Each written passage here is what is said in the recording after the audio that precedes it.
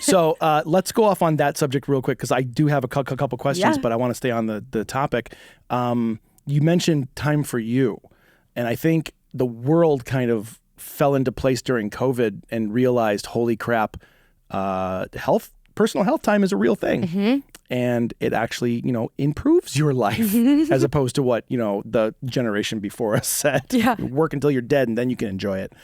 Can you walk us through like when you started to realize why your own time was important, and then how do you implement that into your own time management? When my team got big enough that like there were so many people that needed me, like it was my team needed me, and my kids needed me, and my husband at the time needed me, and my clients needed me, and vendors needed me, and everybody needed me.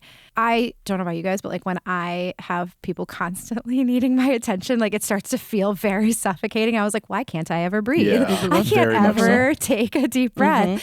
And so I had been talking to a friend of mine actually and was like, girl, I'm drowning. And she was like, well, what was the last thing you did for you? And I was like, what does that mean? What does that mean? I don't know what you mean. And she was going through this very like eat, pray, love type of era in her life. And she was like, well, you have to do stuff for you. And she was like, even if that's like go for a walk.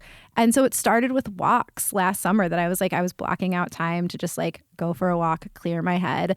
And then it evolved into like, okay, where times that I can still be working, but do it in a way that's like filling me up. Yesterday, I worked from the pool because I brought my hotspot and I just posted up at the pool in my bikini and like answered emails from there.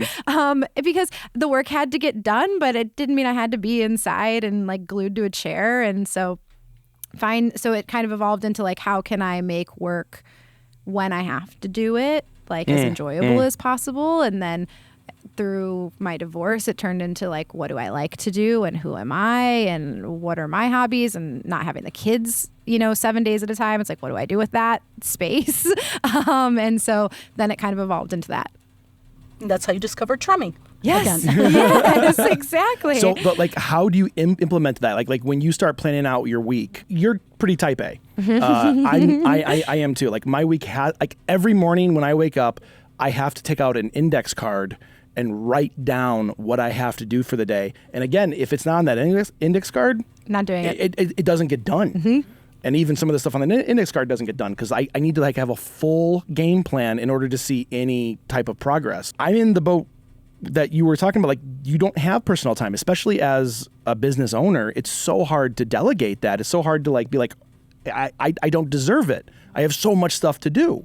So how do you like get that into your schedule where you feel like you do deserve it, where it is good for you? Like, convince yourself that you deserve it. Yeah. Therapy. Yeah. Preach to the choir. That's not for this podcast. Yeah, different. Yeah. I think it's making a choice. Like, it's making a choice to say, you know what, I am going to make time for me and I am going to choose me. And I think once you get that feedback loop of like, I'm better when I do it, I think doing it at first is very hard because you're like, well, there's a million other things I could be doing. Yeah. And that guilt of like, I remember last summer, one day, or I'd taken a week off, which we like, my company usually closes once a week or a week at a time, once a quarter, that we just like shut down. How come? Because my job is year round, and so I need to schedule time, and I just don't. I think that the idea of like 7 days of PTO is insane, and so it's just something we implemented after when the pandemic ended and we started to come back all crazy, and 2021 and 2022 were what they were to the wedding industry. We very quickly realized like everyone on the team was burning out. And so we call it 7 days of rest, and we do it once a quarter. So my next one is the week of 4th of July. I'll be closed for the whole week. Okay. And so last year when I did it, I often still, as the business owner, I'm like telling my team, don't work. Out of office up. I want your laptop to die and for you not to charge it again until the Sunday before you come back to work. Like I want you to travel. I want you to do whatever you want to do. But as the business owner, I was still working during that week. Yeah. That I was like, okay, well, nobody needs me. Clients know we're closed. I'm going to fix up the website. I'm going to write the blog post. I'm going to do the marketing, like all of the stuff that goes to the bottom of the list when you're busy executing. And so last year, I was like, I need this time.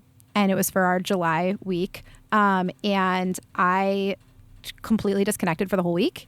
And I got high and I listened to music and I learned how to crochet by the pool. And I came back like ready. And I was like, oh, this works when you do it.